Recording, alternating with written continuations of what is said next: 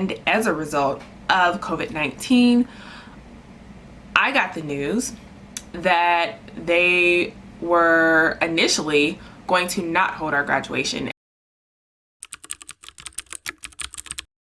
Hey y'all, my name is Jalen, aka the Purpose Nurse, and welcome back to my channel if you have been on my channel before. But if it is your very first time on my channel, then I just want to say welcome. So I know I have not posted in a hot minute, and a lot of things have happened since the last time I posted. Like, I have to update you guys on my clinical rotation, COVID-19, how this quarantine thing is going. So we have a lot to discuss, but before I get into that, if you are not subscribed to my channel, please go ahead and subscribe. Go ahead and just hit the button. Please subscribe to my channel. Also, at the end of this video, if you enjoy the video, enjoy my content, or have enjoyed my content in the past, feel free to go ahead and like this video. So let's go ahead and get into this video because it's definitely been a minute. So updates, y'all. I think the last video that I posted, I was talking about me entering into my immersion. Some of you may also call it your senior preceptorship. So update on that first. I did successfully complete 300 hours in my immersion, which was on a med-surg unit.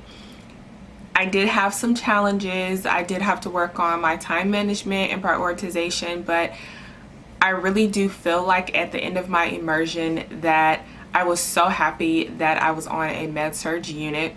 I love the population that I worked with. I loved all of my 4 to 5 preceptors that I had, and it was just a really great experience for me.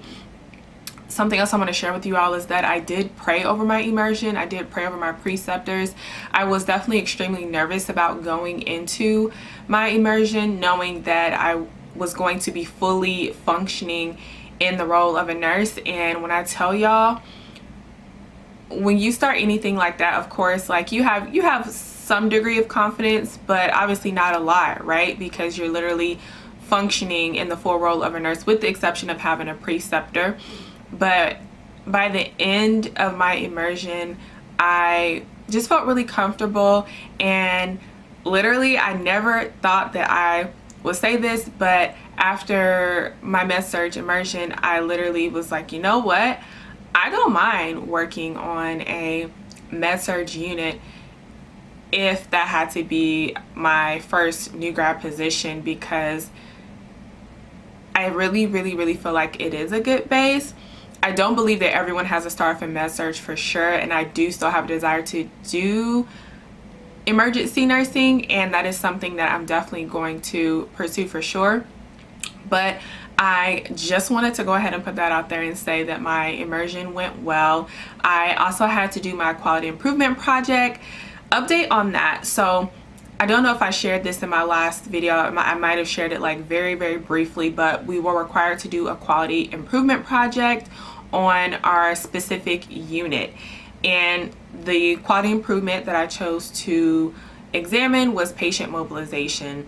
So I noticed that patients weren't being mobilized enough, and specifically patients that were able to get out of bed, walk to the bathroom, walk to the bedside commode, or even walk around the unit.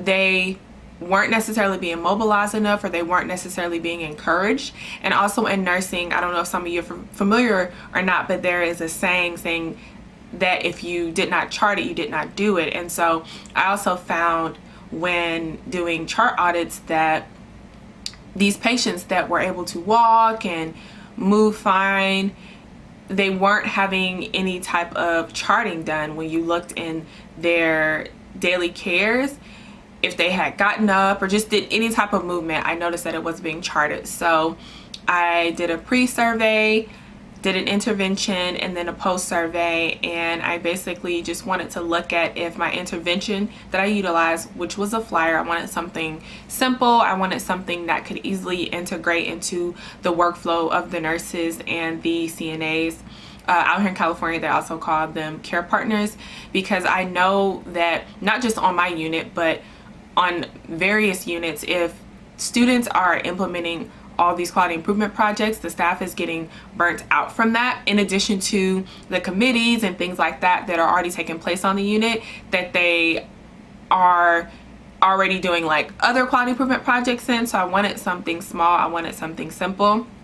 I was really nervous about implementing the quality improvement project because I have never done any type of research before, so you can imagine how nerve-wracking that is. But with God, anything is possible, and I did successfully complete it, and I did successfully pass my immersion. So for those of you who don't know, my immersion was basically pass or no pass. So they don't give you necessarily a grade, they just give you, you know, satisfactory or unsatisfactory. So I did look this morning, I don't know when they posted it, but I did decide to look this morning, and I got an S, which is for satisfactory. So I'm super happy that I did well in immersion. So the other update, which everybody is going through right now, is this COVID-19. This is crazy right now. It literally has everyone on their toes. Everyone is being self-quarantined, and it's affecting every city: Washington, LA, Florida, Atlanta, and other countries as well, China, Italy. Like, it's crazy, you all. And as a result of COVID-19, I got the news that they were initially going to not hold our graduation, and it was going to be an online virtual graduation. I'm gonna just let that sink in. Now, I don't know about y'all, but I'm not really sure how you have a online, like, virtual graduation. I've never heard of that. I've never experienced that. So when they said that, I was just kind of like, what?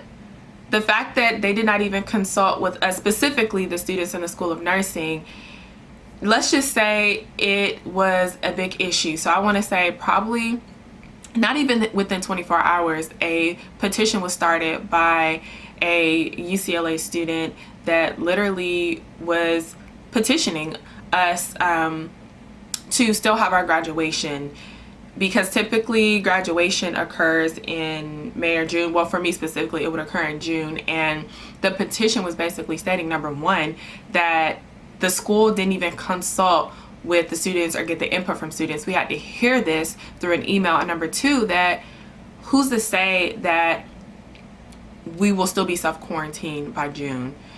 You know, so I'm really thankful for whoever it was that started that. So right now, they didn't say what they were going to do, but they did kind of resend that email and say that, hey, we're going to reevaluate this as the status of the COVID-19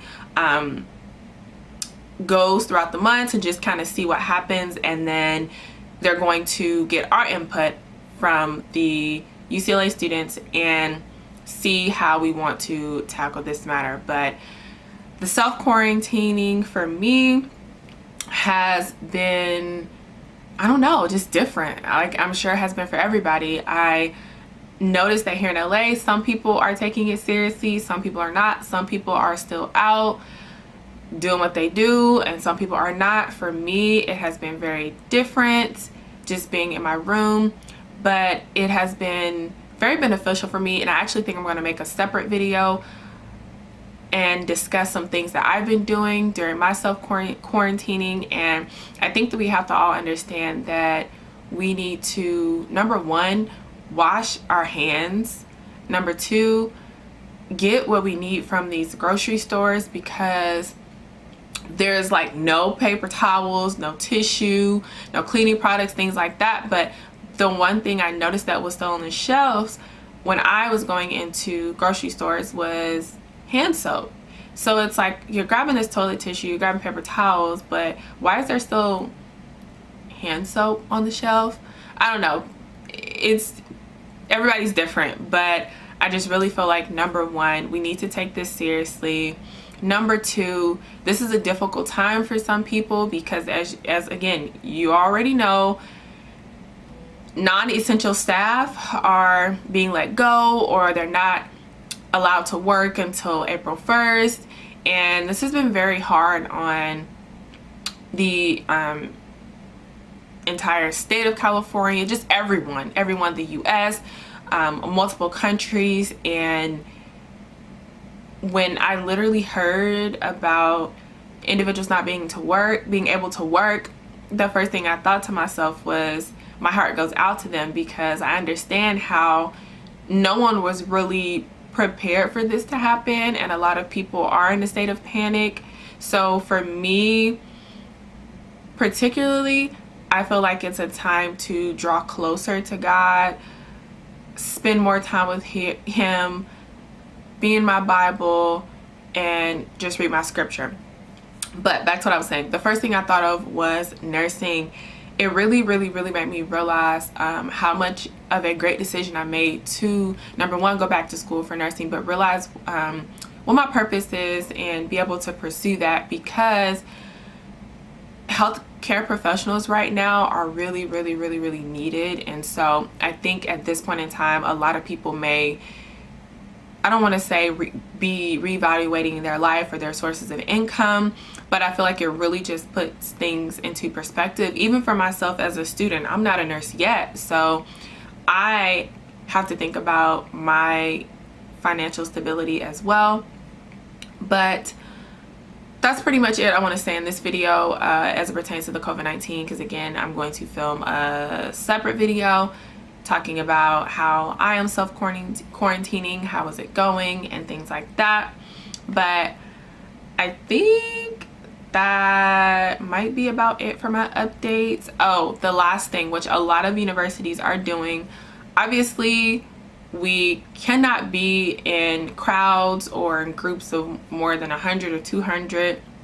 So the rest of my quarter is online. So I'm doing all my classes remotely.